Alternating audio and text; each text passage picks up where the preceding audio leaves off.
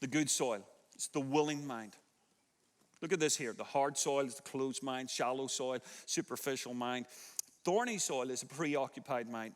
For the good soil is the willing mind. I just love this here. Others like seed sown on good soil, hear the word, accept it, and produce a crop. Some 30, some 60, some, and this is just revolutionary, some 100 times. In the day, probably if you get a tenfold increase, wow, you're doing really well. God says, if you open up your heart to the gospel, you will just produce righteousness on a level like you've never known in your life. When Isabel and I planted a church, I can still remember the Sunday where I saw this girl come into our building, and she had dyed her hair bright red, and she had a stroller, one kid in the stroller, two kids hanging off it. How many people, yeah, you know that experience. You need special insurance for that, or a license. And she's coming in, and basically her story was that she had got involved in mild drugs, kind of messed up her life, but had come to Jesus Christ, received the gospel into her heart, the good news, and was reorienting everything. Just a massive change had come in her life. And but the father of those children, her ex-partner, he was still doing drugs, dealing drugs, and they were estranged, but sharing custody, and it was really, really awkward. She was going for her nursing degree, so some weekends and Sundays she couldn't be at church because she was working in the hospital. But this is what she said to him: you can still see the kids, but on a Sunday, if you want to see the kids, you need to bring them to church. He was mad. But he wanted to see the kids. She had him, people. She had him. And so I remember the first Sunday he brought the kids to church. Same thing, one in, two hanging off. And he was mad.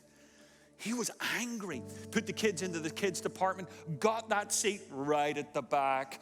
And sat there and just glared. I mean, scowl on his face. Just really, really angry. Wouldn't stand for worship. Wouldn't do the karaoke. Wouldn't do any of it. Just sat the whole time mad and frustrated. I would preach, he would look at me. And then at the end of the sermon, he would stomp out and put the feet really loud, stomp out of the room, get the kids out of the building. Well, this went on for quite a while, okay? And then he started to break, you know. So when I was preaching, you know, I'd tell a joke or something, and he was sitting like this, and he started laughing, and he'd go, but he would be laughing because my jokes are really good. Really good. Way better than Kurt's. You tell him that. And so he would just be like so frustrated. And then one Sunday, I just did something different that Sunday. And I've never done it in Bayside. But I just said, hey, I just think this Sunday, if you want to make that decision to follow Jesus Christ, I'm actually going to ask you to walk to the front. That was a big deal, walk to the front. Well, 2 or 3 people did it. And then I heard him at the back. I thought, right in the middle of this moment, he's making his point. He's stomping out of the room. Okay, whatever. And he didn't turn and go right. He turned left and started walking to the front. And people, he came down with his hands in the air. And he just goes, and out loud he goes, I give up. I give up. I give up.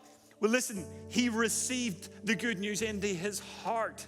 And this is what the gospel does, everyone. He had a lot to work through. He had a lot of people to go back and say sorry to. 18 months later, I married that couple, Jenny and Tim, together. And today, he's a pastor of a church. It's the gospel, everybody. It's the gospel of Jesus Christ. It works. And all I want to say to you, everybody in this room, and just don't be hard-hearted. Don't be flaky. Don't get choked by this life. There's only one thing that really counts. It's accepting the gospel into your heart and giving Jesus the best of your life. Let me tell you, it's good seed. All it needs is good soil.